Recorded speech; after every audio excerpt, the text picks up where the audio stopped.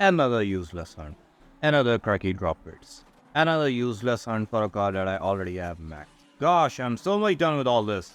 Oh, so you all have been listening. I'm sorry, I was sick of the nonsense that is going on with the car hunts in the game. In today's video, I'm gonna discuss 3 tactics Gameloft use for their own advantage and how it would benefit their whole agenda of spending towards daily event pass and the possible psychology behind it. For some quick context, there is no point to look back at, to be honest. The Scar Hunt started as daily event with the release of the game, but Gameloft, since they are in the habit of abusing the system for their monetary gain, they did not spare this aspect of the game. If I ask you all, do you remember when was the last car hunt that you played with the good drop rates without having the need of spending any resources in the game? Let me know in the comment section. If you ask me, then I would say that it was back in 2020 and I maxed out Corvette Grand Sport by playing the car hunt, and it was the time when car hunts were doable if you happen to find yourself good amount of time. But of course, why would Gameloft spare this aspect of the game?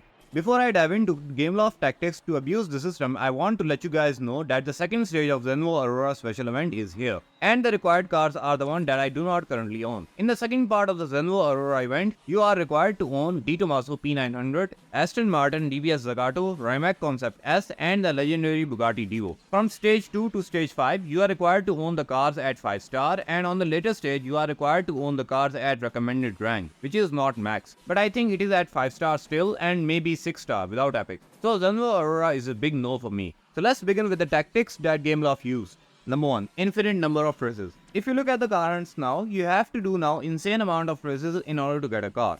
If you say that, well, we all have been doing infinite races from the beginning, then I would say that no, we don't. Because back then, at least in the days of 2020, there were fixed quantities of races that you have to do in the car hunt. Depending upon the car, you either have to do 200, 300, 350 and sometimes 500 races. Like I remember there was Zero Uno hunt with the Sakura Castle variant on Osaka, and it had like 500 races to do, so I gave up on it because Zero Uno did not worth the grind that was required in order to get it. When there was fixed amount of races that you have to do in order to obtain the car, the hunts were usually carrying good and sometimes even jaw-dropping drop rates. Like I finished the Pininfarina H2 speed hunt in 2 days, but when they removed the amount of races that are needed to be done, they nerfed the drop rates drastically, and there was nothing you can do about it because you are never sure of just how much grind that you have to do in order to win the car. And we came up to the situation where players were doing 10, 20, 30 or more races and won't be able to get more than one blueprints of the car. So it was a lot of exhaustion, especially when they release a new car in the game and announce that it's gonna come in a car hunt.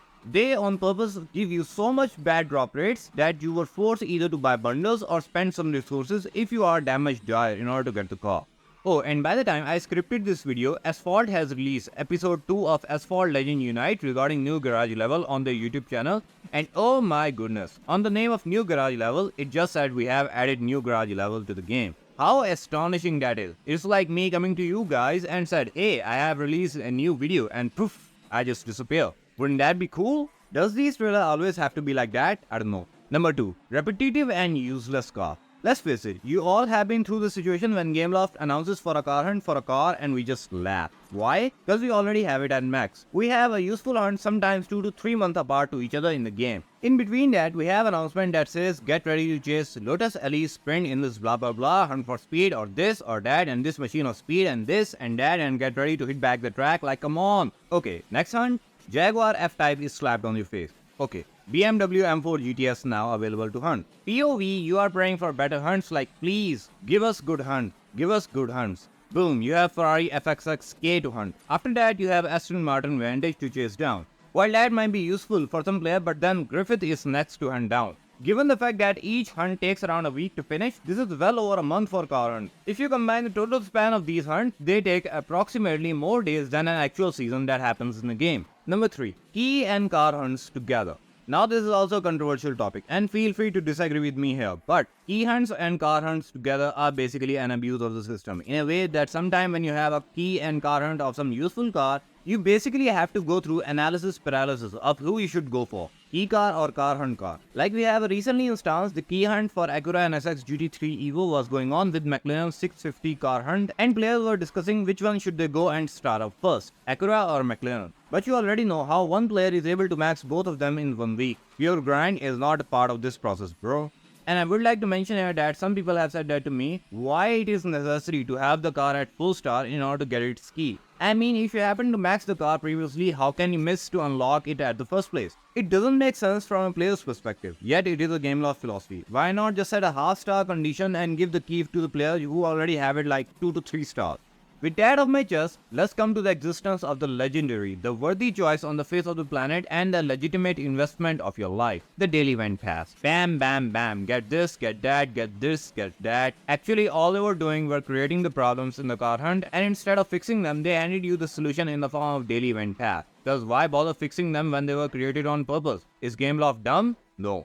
Do their palm need to be greased? Hell yeah. Absolutely. Buy daily event pass and suddenly somehow you will get rid of every problem that ever existed for a period of 15 days. Not only that, you will also get some sprinkles of daily reward with it too. Not because they worth the price, but beside a crappy hunt, they want you to associate your purchase with something positive to justify the price that you already paid for it. So that in the future, if you happen to complain, they will say that you get this much amount of credits and this much amount of tokens for it daily. Just how much they abuse the system with this daily event pass, you can imagine by the fact that event tickets for a race in a car hunt will be reduced to 1 ticket and they will give you a free ticket refill too. I'm not asking for free ticket refills, but can they really reduce this ticket cost to 1 ticket per race already? Like, you can say that there always had been room for better adjustment, but they didn't do it because no one paid for it. But did I mention anything about psychology behind this daily event pass? And I'm not gonna say that $10 or $5 or whatever this may cost is too much. I'm not gonna favor whether you buy this pass or not, but you need to hear this fact. Behind every big spending in the game, there is this miniature spending that does not feel like much when you do.